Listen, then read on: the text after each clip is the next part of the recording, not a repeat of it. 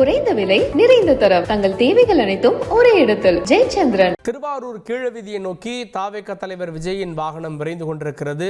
ஒரு நாளில் 2 இடங்களில் இந்த பிரச்சாரத்திற்கு திட்டமிடப்பட்டிருக்கிறது. நாகை மாவட்டத்தில் பேசினார். பல குற்றச்சாட்டுகளை தாவேக தலைவர் முன்வைத்தார்.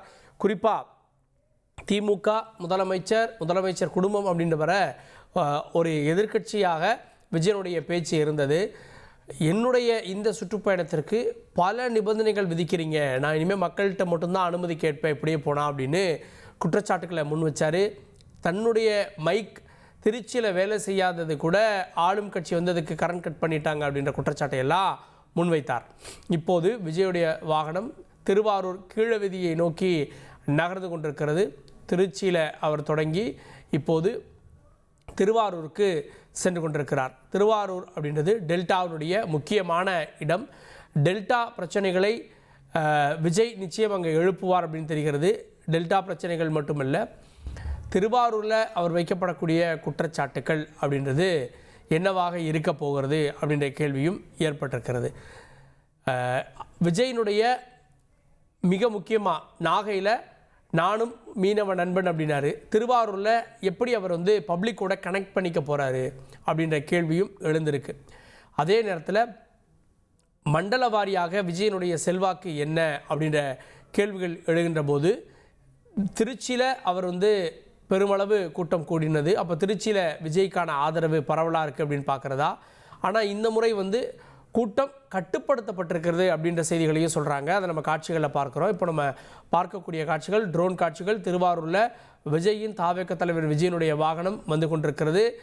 ஒரு பக்கம் மட்டுமே, ஏன்னா கடந்த முறை 2 பக்கமே கூட்டம் இருந்ததால் அந்த வாகனத்தை அந்த பஸ்ஸை டிரைவரால் இயக்கவே முடியல. காலையில் 9:45 வண்டி எடுத்தவர் அடுத்த நாள் 1:30 மணி வரைக்கும் அவர் அந்த டிரைவர் தொடர்ச்சியாக அந்த பஸ்ஸை இயக்கிட்டு இருந்தார். அவரோடு வந்தவங்கெல்லாம் கிட்டத்தட்ட 18 மணி நேரம் வரை அந்த வண்டியை இயக்கியிருப்பாங்க அப்படின்னு தான் கள சூழலாக இருந்தது. இப்போது களத்தில் இருக்கக்கூடிய தகவல் என்ன? செய்தியாளர் ஜெகநாத் இணைகிறார். ஜெகநாத், திருவாரூரில் எந்த பகுதியில் விஜயின் வாகனம் வருது, அங்கே செய்யப்பட்டிருக்கக்கூடிய ஏற்பாடுகள் என்ன? வணக்கம். இன்னும் சற்று நேரத்துல திருவாரூர் பகுதியில தெற்கு ரத வீதியில பொதுமக்கள் மத்தியில தற்போது தமிழக வெற்றி கழகத்தின் தலைவர் விஜய் அவர்கள் உரையாற்ற இருக்கிறாரு. இந்த நேரத்துல பாத்தீங்கன்னா தற்போது திருவாரூர் இந்த பைபாஸ் சாலையில தான் அவருடைய வாகனமானது தற்போது வருகை தந்திருக்கு. இங்க அவர் வாகனத்திற்கு பின்னாடி 100 வாகனங்கள் அணிவகுத்து வரக்கூடிய காட்சிகள் பார்க்க முடிகிறது. தற்போதுதான் இந்த திருவாரூர் பிரதான சாலைக்குள், இந்த ஊருக்குள்ள செல்லக்கூடிய சாலைக்குள்ள அவருடைய வாகனமானது திரும்பி இருக்கு. காவல்துறையினர் இங்க இருந்தே பல்வேறு வாகனங்கள், அவர் பின்னாடி வரக்கூடிய வாகனங்களை அவரை வேற திசைக்கு மாற்றி அனுப்பி வச்சு அவருடைய வாகனத்தை ஊருக்குள்ள இப்பதான் அனுப்பிச்சிருக்காங்க. இன்னும் சற்று நேரத்துல அவர் இங்க வந்துருவாருன்ற எதிர்பார்க்கப்படுகிறது. குறிப்பாக சொல்லணும்னா இங்க 4:20 மணி தற்போது ஆகிறது. 6 மணிக்குள்ள அவருடைய அந்த பகுதிக்கு போய் சென்றடைந்துருவார் என்ற எதிர்பார்ப்பும் இருக்கிறது. 6 மணிக்கு அவருடைய உரையை அவர் மக்கள் மத்தியில பேசுவார் என்ற தகவலும் கிடைச்சிருக்கு. இதை வச்சு பார்க்கும்போது பாத்தீங்கன்னா எங்கிலும் அவரை உற்சாகமாக தமிழக வெற்றி கழகத்தின் தொண்டர்கள் வரவேற்கக்கூடிய காட்சிகள் நம்மால் பார்க்க முடிகிறது. பெண்கள், இளைஞர்கள், முதியவர்கள் என அனைவரும் இங்கு அவருடைய வாகனத்திற்கு இருபுறங்களும் அவரை வரவேற்பதற்காக வருகை தந்திருக்கிறார்கள். பதாகைகள், அதாவது வரவேற்கக்கூடிய பதாகைகளை வைத்திருக்காங்க. மேலும் அவரோட வாகனத்துடன் ஓடி வரக்கூடிய காட்சிகள் நம்மால் பார்க்க முடியாது. இது மட்டும் இல்லாம காலையில உங்களாவே தெரியும், நாகையில அவர் அந்த புத்தூர் பகுதியில பேசுறதுக்கு நேரத்துக்கு முன்னாடி, அதாவது கரெக்டா அந்த புத்தூர் பகுதிக்கு வரும்போதே அந்த 500 மீட்டர் தொலைவை அவர் அந்த வாகனத்துல கடக்க பேருந்துல கடக்கிறதுக்கு மட்டும் சுமார் 1.5 மணி நேரம் ஆயிடுச்சு. மக்கள் வெள்ளத்துல அந்த வாகனம் ஊர்ந்து வரக்கூடிய காட்சியை நாம் பார்க்க முடிஞ்சது. அதே போலதான் தற்போது இந்த பிரதான சாலை பைபாஸ் சாலையில அவருடைய வாகனம் வரக்கூடிய நேரத்திலேயே இங்க டிராபிக் அதிகமாக பார்க்க முடிஞ்சது. ஏன்னா அவர் வண்டிக்கு முன்னாடியும் பின்னாடியும் 100கணக்கான வண்டிகள், அவருடைய தொண்டர்களுடைய வண்டிகள் வரக்கூடிய காட்சிகளும் பார்க்க முடிஞ்சது. தற்போது அவர் அந்த ஊருக்குள்ள திரும்பி மக்கள் வெள்ளம் அங்க அதிக அளவு காணப்படுகிறது. மேலும் அந்த தெற்கு வீதிகளை பாத்தீங்கன்னா அங்கேயும் பல்லாயிரக்கணக்கான மக்கள் கூடியிருக்காங்க.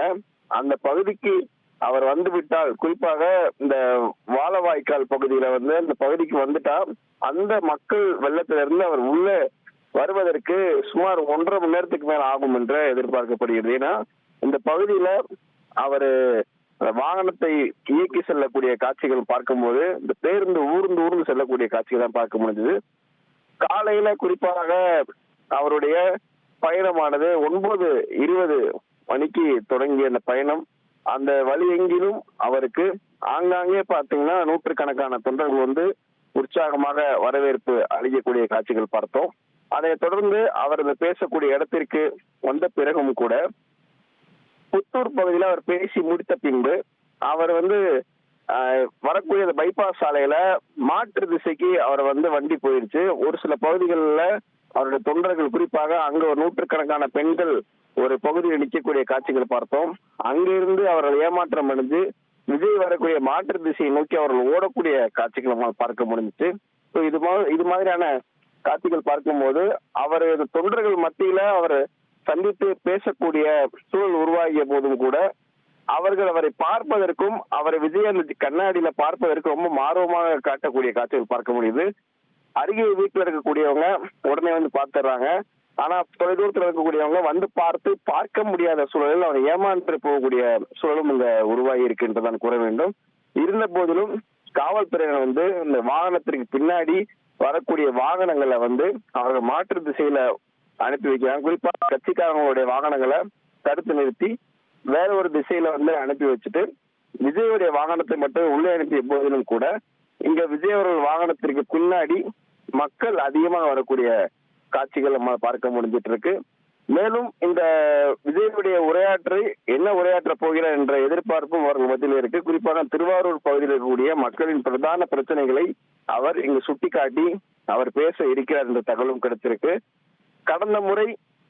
கடந்த வாரம் திருச்சியில அவருடைய சுற்றுப்பயணமானது பல்வேறு வகையான சர்ச்சைகளை கிளப்பிய நிலையிலும் கூட, ஏன்னா அவர் காலையில கிளம்பி அவர் 2வது பாயிண்ட்டுக்கு பேச வர்றதுக்கான நேரம் பாத்தீங்கன்னா இரவு 8:30 மணிக்கு மேலதான் 2வது அரியலூர் பகுதியில அவர் பேசவே ஆரம்பிச்சாரு. 3வது பகுதி பெரம்பலூர் பகுதிக்கு அவர் சென்றதுக்கு 12:30 மணி வரைக்கும் மேல ஆகியும் மக்கள் அங்க அவரை பேசுறதுக்கு வாய்ப்பு இல்லாத போனதுல ஏமாற்றத்துடன் செல்லக்கூடிய காட்சிகள் பார்க்க முடிஞ்சு. அதனாலதான் அந்த திட்டத்தையே மாற்றி அமைச்சிருந்தாரு. இருந்த போதிலும் இன்றைய நிலையில அவருக்கு கொடுக்கப்பட்ட நேரமானதும் கூட அவர் தாமதமாக வந்தால் கூட இன்றைக்கு விரைவில் குறிப்பாக 6 மணில இருந்து 7 மணிக்குள்ள அவர் திருவாரூர் பகுதியில அவர் பேசுவதற்கான வாய்ப்புகள் இருக்கு. அதிகபட்சம் இந்த நிகழ்ச்சி பாத்தீங்கன்னா 8 மணிக்கு நிறைவடைஞ்சு மீண்டும் அவர் திருச்சி விமான நிலையம் சென்று அங்கிருந்து சென்னை செல்வதற்கான பயணமும் வச்சிருக்காங்க. ஆனா அவர் இங்கிருந்து திருவாரூர்ல அவர் பேசக்கூடிய அந்த தெற்கு வெளி வீதிக்கு அவர் செல்லக்கூடிய நேரம் எப்போது செல்வார் என்ற கேள்வி தற்போது எழுந்திருக்கு. ஏனென்றால் இந்த பகுதி முழுவதும் தற்போது மக்கள் வெள்ளம் அதிக அளவு காணப்பட்டிருக்கிறது. இதனால்தான் இந்த பகுதியில் மக்களுடைய கூட்டம் அதிக அளவு இருப்பதால் அவருடைய பேருந்து செல்வதற்கு நின்று சென்று கொண்டிருக்கிறது. ஆமை வேகத்தில் செல்லக்கூடிய காட்சிகள் பார்க்க முடிகிறது. குறைந்த விலை நிறைந்த தரம் தங்கள் தேவைகள் அனைத்தும் ஒரே இடத்தில் ஜெயச்சந்திரன்.